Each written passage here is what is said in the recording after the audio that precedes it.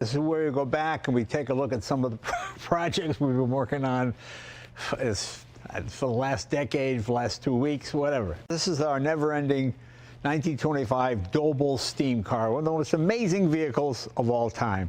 Combine that with 100-year-old metals that are constantly expanding and contracting, you get little leaks. George, our steam guy, George is an all-around mechanic, but he's a self-taught steam guy, and he's done a wonderful job with this. Now, in here, as I mentioned before, a Stanley is just a big tea kettle. You heat up 15 gallons of water. You see, a steam car is the exact opposite of a gas car. Steam car is trying to keep the heat in. Since water is not a lubricant, about every 88 revolutions of the engine that shoots a dollop of oil to lubricate it. The difference between superheated steam and regular steam is, with superheated steam, one drop of water expands 2,500 times. So that gives you an idea of how much power you can get in something like this. It's pretty, this car weighs about 6,000 pounds, but it needs no transmission because the steam is so powerful. It's a 4-cylinder engine, but what happens is the steam pushes on both sides of the pits. Brass Works did the radiator for us, but we just want to be stock because, you know, it was pretty fast. And I think we've reached the point now where a classic that's all original is probably worth more than a hot-rodded one. You know, you go from the 57 Chevy, now the nostalgia car is the Japanese cars of the 80s and 90s, you know, in the same way the 57 Chevy was when I was in high school. This is my 1940 Indian motorcycle. And it's probably the best thing that ever happened because once we started to rebuild it, it had so much filler and fiberglass. You know, there was a time when you could buy these for $25, and people did what they could to patch them back together. George has done a wonderful job on the motor, the clutch, and of course Jimmy has built a brand new from scratch sidecar body. Jimmy pulled the engine out and handed it to me. Right. So put it all together, put the engine in, the clutch wouldn't disengage. So all back apart again, upside down, crankcase crank and everything off to fix the clutch. What happened was the release shaft, this turns, lifts the pressure plate off the clutch discs.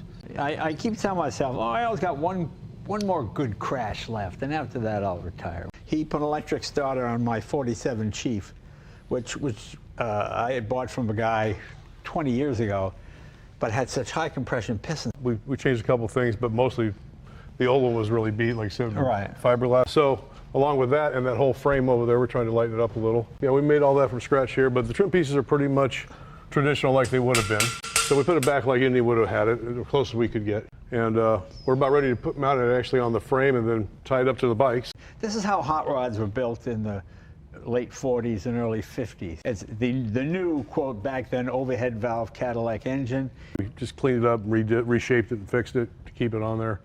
So we're trying to just keep everything that he built here, just clean it up, make it all work again. So just going over a little at a time, getting everything back to functioning, and then hopefully George will get it fired up, and that'll be fun. And we're thinking about maybe making some tin for it, maybe make a clamshell body for it that might dress it up a little in the future. And a lot of the stuff he's done, people are doing nowadays, you know, driving the generator off the flywheel.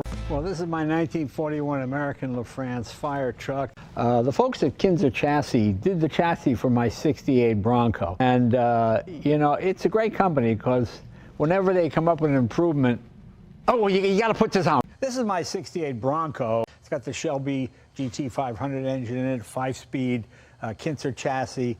But, you know, when you're a perfectionist, I get, Jay, I think we can make a little bit. They've been in the OEM supercar market and never really got into the off-road market. We're partnered with them to bring it to the U.S. and get into the off-road market with them. It's 760 horsepower, plus we played with a little bit, so we might even have a little bit more than that. And has an in-cab display, so you can control compression, rebound, and pitch and roll from a digital controller inside. Because before I hit that bump stop, it's like, wow, it's like a kidney punch every 2 seconds. About an inch higher in the front, and about an inch and a quarter in the back. And with 760 horsepower, cures any problem you have. Right. So you remove the shock, put in our shock, connect it to the original wire harness, and you get no fault error in your display. Like in Germany, where you can go 200 miles an hour if you want.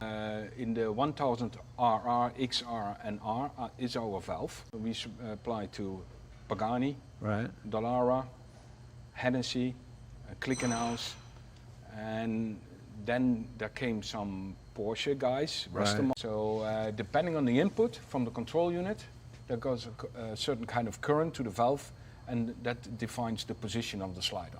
And a lot of guys do it with the stock chassis, which is just an accident waiting to happen. With this Kinter chassis, everything, it's meant to take the horsepower you're putting through it. A lot of people modify cars and just put 500, 600, 700, 800 horsepower through a system that's designed for 115 horsepower, and you just get... I was amazed by the condition of it, and I thought, well, let me find a 4-cam Porsche guy, because that's not my area. This is what you had before you had the modern Carrera GT, which is now 20-something years old. But at the time, I think a guy offered him $16,000, which was just crazy money in '76 for one of these cars. The shocks now that we're having made by Spax in the UK, we have tried a couple of different valving setups, and the way the Spax shocks work is really neat. It's got, it's Krypton gas, but it's got an adjustment feature, and it's a dial on the bottom of the shock housing. Like if I'm driving by myself, so that means there's almost 200 pounds more on this side. You tell you, I haven't gotten that far into it, but I don't think you probably want to do that, because then every time somebody else got in the car, you'd have to get out there and change the setting. But it's a neat setup, because it enables us to have a shock that works on a Speedster, and then we can use it on a coupe, and like on the Carrera, where it's got a little more weight in the back, we may want to up the setting in the back a little.